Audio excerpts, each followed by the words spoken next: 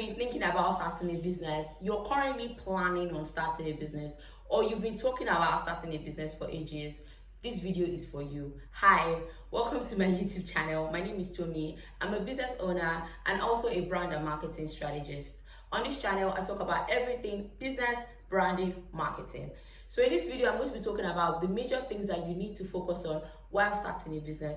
And by the end of this video, you're going to know how to start a business and the things that you need to focus on in starting a business in 2025. You need to focus on just 3 things. I know they sound so simple, sound so easy, yet they're so effective and powerful. So the first thing you need to focus on is your mindset. I know that this might sound so cliche, this might sound so upsetting because you've probably heard this a lot of times, but trust me, they won't be repeating it if this doesn't work or if this isn't powerful or effective, right? So the first thing you need to focus on is your mindset. And what is mindset?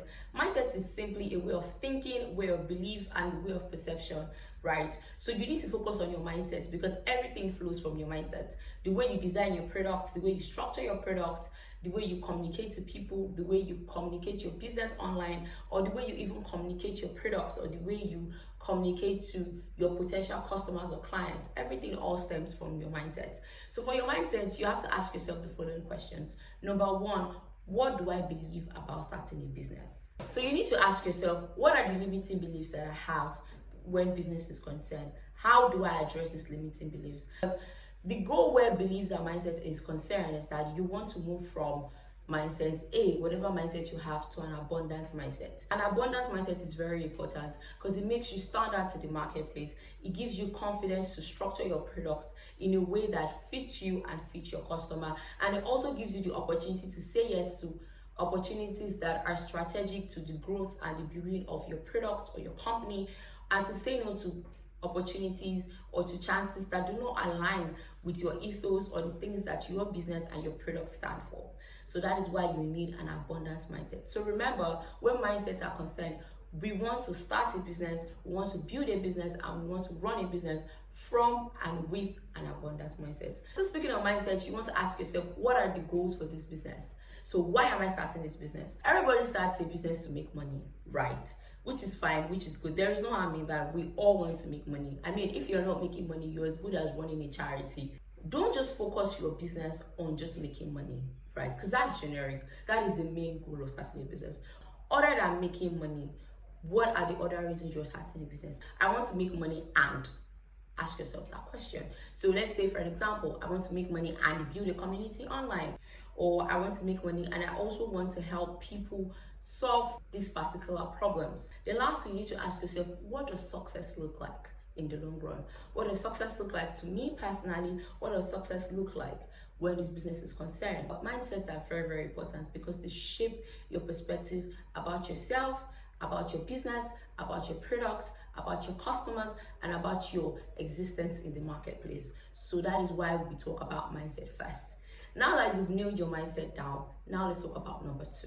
Number 2 is the problem. Now, no matter how grand a business is, right? No matter how small a business is, I mean, whether you're talking about a multinational, like let's say Fenty, or you're talking about a small shop, like the corner shop down your street, every business exists to solve a problem. No matter how inconsequential you think the problem is, or no matter how grand you think the problem is, every business exists to solve a problem. So you need to ask yourself, what problem am I solving, right? What is the solution that my product is offering? When you figure out the problem that your product is trying to tackle or your product is trying to address, you need to ask yourself, are there existing solutions in the market? Now, if there are existing solutions, don't worry, you are still going to thrive with the market. Just need to ask yourself, how do I improve these solutions? Can I make them faster? Can I make them easier? Can I make them more accessible? Right? How can I improve on these solutions? And if there's not a solution, right, how can I create this solution? Am I creating a solution from scratch? And if I'm going to create a solution from scratch, what does it look like? How would I package this solution, right? So don't just think about product. Right, I know you're thinking about a product, you're thinking about, yes, I want to sell a product. Yes, you're selling a product, right? But you need to understand that the foundation of you selling a product is you were selling a solution to a problem. So your product has to be a solution to a problem. Whatever you're selling is a solution packaged as a product. The third thing that we're focusing on is people. Now, let's be honest, if you don't have people to sell your products to, your business is non-existent. You can have the right mindset, you can have the solution, but if you don't have people to sell these things to, you're not running a business, if we're being honest, right? When we're talking about people, this section is two-pronged. So the first prong that we're going to be talking about are your customers / your clients, and the second prong, your competitors. Let's talk about your customers / your clients. Your customers, your clients, whatever you want to call them, are people that are going to patronize your business. These are people that need your product, the people that need the solution to the problem that you're trying to address. You need to figure out who these people are. What are their pain points? What do they struggle with when this problem is concerned? What solution are you offering these people? Where are they? What do they look like? What platforms are they on? Are they on LinkedIn? Are they on TikTok? Are they on Instagram? Are they on YouTube? What platforms are they on? Because when you have a clear understanding of who you are selling to, so you understand the speak that they understand, you know how to brand yourself in the market. The second set of people you want to consider are your competitors. Now, there's a very high tendency that there is a market for the problem that you're trying to solve, and the people that exist and dominate in that market are your competitors. So your competitors are people that are either doing exactly what you want to do, or they're doing something similar to the products and services that you want to offer. So now, while looking at your competitors, you have to consider two things. You have to look at the major key players on the global level, and you have to look at the major key players on the local level. Now, on the global level, you have to look at people that are dominating in the global space, right? So we're thinking multinationals, or we're thinking big creators, or we're thinking people with massive followings that are in your market space. Now, the main reason why you're looking at these people is for inspiration, aspiration, and for creativity, right? So when you look at them, you are inspired by them because you're looking at their journey, you're looking at their progression, you're looking at the offerings that they have, you're looking at their market, you're looking at their target audience, right? So you can be inspired to know that, oh, this is what my business can look like a few years down the line if I put in the work and I put in the effort. And you can also look at them to know what you don't want your business to look like, right? So looking at the global level can inspire you, can also give you some form of aspiration, and can also inspire a level of creativity. You want to look at, so on the local level, you want to look at competitors that are within you. These are competitors that are within your geographical location. These are competitors that are within your state, within your province, whatever the situation might be in your case.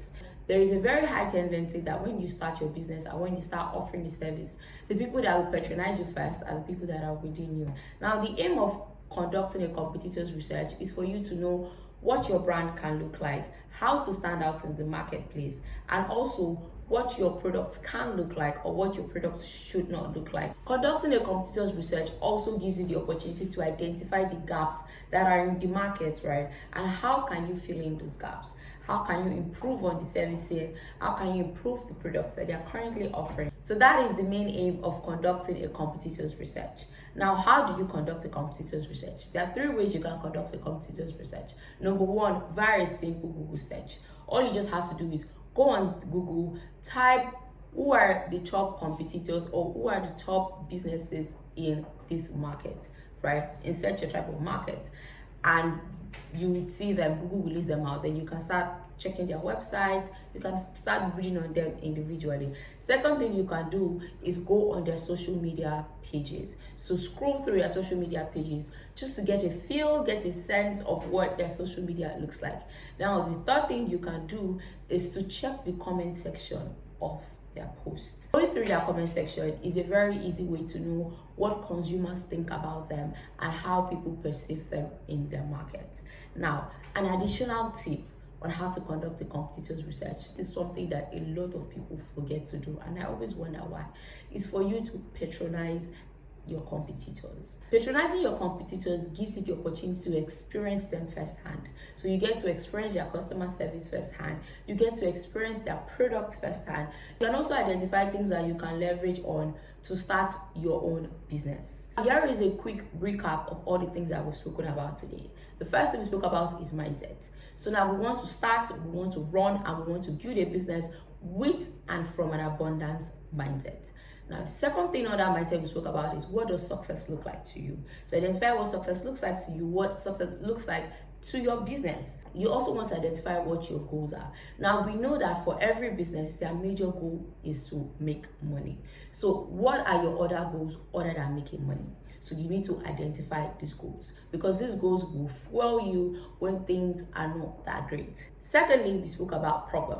Now remember that I said that your product is simply a solution to a problem. Then we spoke about people. Another people, we spoke about two sets of people. We spoke about your customers / your clients, and we spoke about your competitors. Under your customers and your clients, we spoke about understanding your customers, understanding their pain points, understanding their interests, understanding where they converge. Under your competitors, we spoke about knowing your competitors both on the global level and on the local level, knowing the products that they offer or their other offerings, knowing how they communicate in the market, and knowing what people think about them in the market. So that is all we spoke about today. I hope that you're able to answer all these questions and identify everything that I spoke about in this video, because these things are very pivotal in starting your business, and this is the foundation in starting your business. And if you found this video helpful, please don't forget to like, share, and subscribe. Thank you so much for watching, and I will see you in class next week.